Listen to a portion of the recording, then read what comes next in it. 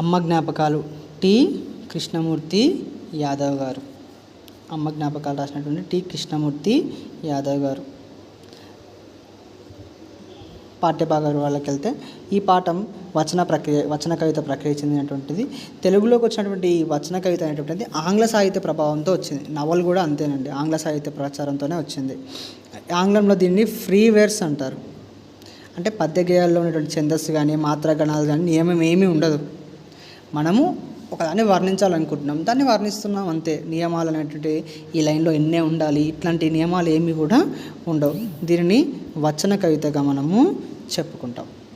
ఈ పాఠం కృష్ణమూర్తి యాదవ్ రచించిన శబ్నం అనేటువంటి కవిత సంపుటం నుంచి తీసుకోబడింది.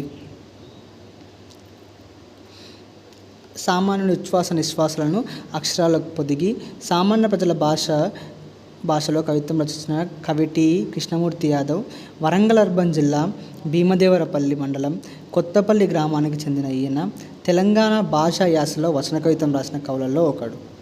తెలంగాణ భాషా యాసలో వచన కవిత్వం రాసినటువంటి కవులలో ఈయన కూడా ఒకడు. ఎవరు? డాక్టర్ టి కృష్ణమూర్తి యాదవ్ గారు.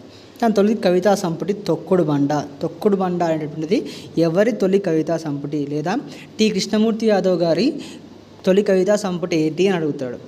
ఇక్కడ శబ్నం కూడా కవితా సంపుటే, తొక్కుడు బండ కూడా కవితా సంపుటే. కాకపోతే ఇక్కడ ఏమడుగుతాడు, తొలి కవితా సంపుటి అడిగే ఛాన్స్ ఉంది. లేదా అమ్మ జ్ఞాపకాలు అనేటువంటి పాఠ్యాంశం దేంట్లో నుంచి తీసుకోబడింది, ఏ కవితా సంపుటిలో నుంచి తీసుకోబడింది?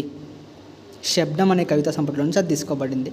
తొలి కవితా సంపుటి ఏంది కృష్ణమూర్తి యాదవ్ గారిది? తొక్కుడు బండ.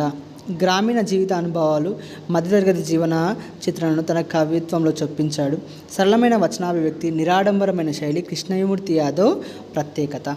సరళమైన వచనాభివ్యక్తి, నిరాడంబరమైన శైలి కృష్ణమూర్తి యాదవ్ గారి యొక్క ప్రత్యేకతగా మనం చెప్పవచ్చు. తర్వాత మంకు అంటే మొండి, ఎక్కువగా అల్లరి చేసేటువంటి వాళ్ళు. ప్రాంగణం అంటే ముంగిలి, వాకిలిగా మనం చెప్పుకుంటూ ఉంటాం. అద్దకపు చీర, అద్దకం వేస్తారు, రంగులు వస్తూ ఉంటారు చేనేత వాళ్ళు. అట్లా కోలముఖం అంటే కొద్దిగా పొడవుగా ఉండేటటువంటి ముఖాన్ని కోలముఖంగా చెప్పుకుంటూ ఉంటాం. రౌండ్గా ఉండకుండా కొద్దిగా పొడవుగా ఉంటుంది కదా దాన్ని. బలపాలు అంటే తెల్లగా ఉంటాయి అని అర్థం అన్నమాట. పడిశం అంటే జలుబు. కొట్టం అంటే పశువులు ఉన్నటువంటి చోటుని కొట్టంగా చెప్పుకుంటూ ఉంటాం. ఇక్కడ ఆస్థానపు తెల్ల కుందేళ్ళు అని